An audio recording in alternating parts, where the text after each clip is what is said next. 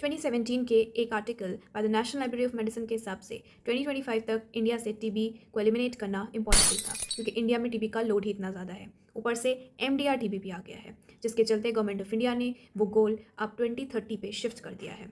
Hi guys, this is मैत्री, MBBS second year student. तो आज हम जानेंगे about TB which is tuberculosis. तो जो ट्यूबरक्लोसिस है वो एक बैक्टीरियल इन्फेक्शन है which is caused by bacteria Mycobacterium tuberculosis.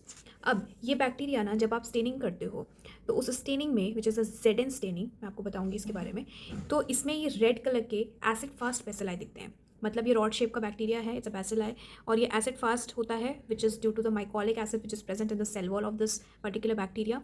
आपको स्लाइटली कर्व्ड या फिर स्ट्रेट दिख सकता है, बीडेड दिखता है, और ग्राम पॉजिटिव बेसिलाई होता है। तो ये जो आपको बैक्टीरिया दिख रहे हैं, this is all Mycobacterium tuberculosis. तो जो इसकी सेल वॉल होती है, तो इसकी सेल वॉल अगर हम जानेंगे तो इसके सेल वॉल में one thing is mycolic acid which I told you कि एसिड फास्टनेस इसकी वजह से है, जिसकी वजह से ये आपको रेड कलर का दे रहा है। जेड स्टेनिंग पे आपको रेड कलर के बेसिलाई दिख रहे हैं। इसके अलावा इसमें एक लाइपो अराबिनोमैनिन होता है इसके सेल वॉल में, which is basically the main antigen जो हमारी बॉडी, जिसके अगेंस्ट में तो मैक्रोफाजेज आएंगे और इस एंटीजन की वजह से ही वो इस पर्टिकुलर बैक्टीरिया को इनगल्फ करेंगे, राइट। और अराबिनोगैलेक्टिन भी होता है which is a main structural component. तो ये इसकी सेल वॉल है। अब जो ट्यूबरक्लोसिस है वो फैलता कैसे है, तो इसका इन्फेक्शन ड्रॉपलेट इन्फेक्शन होता है, या एरोसोल भी आप बोल सकते हो।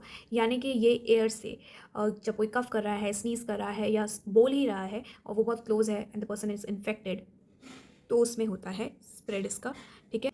मतलब इसके ड्रॉपलेट्स होते हैं जो लेस देन 5 माइक्रोमीटर्स के होते हैं, राइट। तो ये आपको इस पिक्चर में डिपिक्ट हो रहा है कि कैसे उस ड्रॉपलेट से इन्फेक्शन हो रहा है।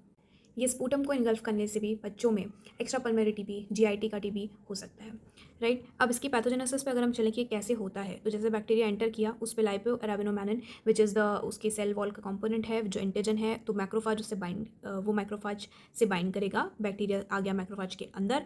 अब ये बैक्टीरिया इसको वो मैक्रोफाज इसको मारना चाहता है, लेकिन जो बैक्टीरिया है ये फेगोलाइसोसोम नहीं बनने देता, जिसकी वजह से बैक्टीरिया मैक्रोफाज के अंदर ही रेप्लिकेट करता है, ठीक है। और TH1 सेल्स का एक्टिवेशन होता है which are basically the T helper cells, ठीक है, जो कि आपके वेरियस साइटोकाइंस लाइक आपके interferon gamma, interleukins, TNF alpha वगैरह सिक्रीट करते हैं, जिसकी वजह से मैक्रोफाज एक्टिवेट होकर एपिथेलॉइड सेल्स बन जाता है, slipper shape cells, and eventually आपका ग्रैन्युलोमा बन जाता है। ग्रैन्युलोमा क्या होता है, तो सबसे पहले